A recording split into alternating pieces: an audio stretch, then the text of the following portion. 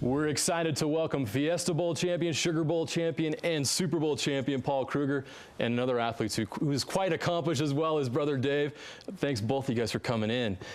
Paul, you have a big thing coming up here in the month of July, a great program you guys both are involved with. We got to start with some football, right? Absolutely, man. I mean, how things go in Cleveland the first year? We haven't talked to you since you came back. It's going well. It's a different process coming from Baltimore. You know, it's a completely different team, new coaches, new faces. So just the adjustment's been a lot different for me versus playing on a certain team for 4 years. But it's exciting. You know, it's an opportunity for me to grow and develop as my career gets a little older late in the game. So really looking forward to this upcoming season. I mean, I feel like our defense is going to be right where it needs to be. Just picked up a bunch of new faces, so we'll see how it goes. There's one face that caused quite a bit of buzz during the draft. Yeah. Have you met? I assume you met Johnny at camp and at OTAs, and I heard you chase him around a little bit too. Yeah, he's pretty quick though. You got to be on your A game. So he's a good player. Really excited for him. I mean, it's you know, having a high-profile guy come in just creates a lot of excitement and ton of media there, and so it's been fun. Is there a circus that revolved around that, or are the Browns doing a really good job of kind of containing that and try to keep it normal? I think they're doing a great job, and he conducts himself really well. You know, I think on the field is where has most of his personality. Yeah. But he's been real respectful. Gotten along with all the guys, so he's just fitting into the family now. Well, there's a coaching shakeup, management shakeup at Cleveland.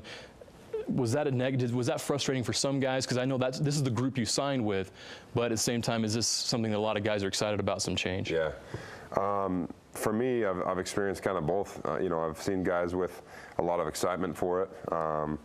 You know, it brings added opportunities for other guys who, you know, didn't have it before, and you know, for me, I think I've really enjoyed these new coaches, to be honest. I mean, they've just been competitive and you know, tried to get to know everybody. So it's been a cool process. I want to talk to both of you about the Utes. You know, you were there very recently.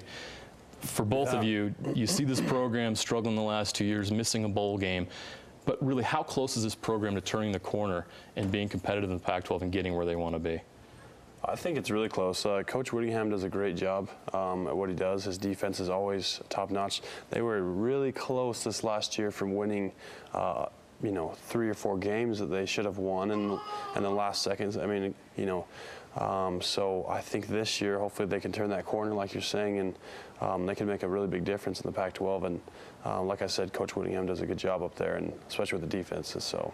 Yeah, Paul, I don't know how closely you could follow them, but you see something, maybe there's just one thing that's missing to help them get over the top.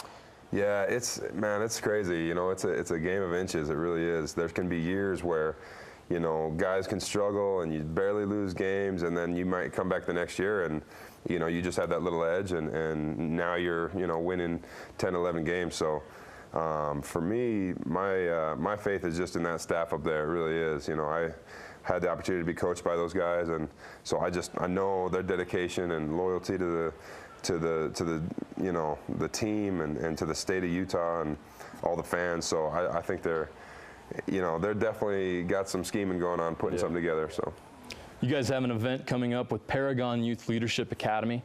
Share with us what Paragon Youth Leadership is and what you guys are hoping to accomplish with this.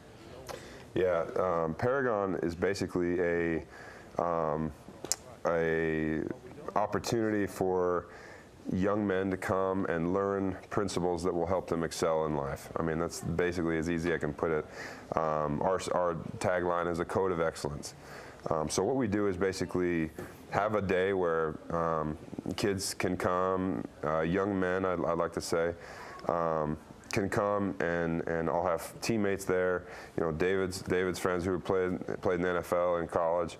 Really want to help them understand how to be successful in a career, identifying what you're good at, and then these are the principles that it takes.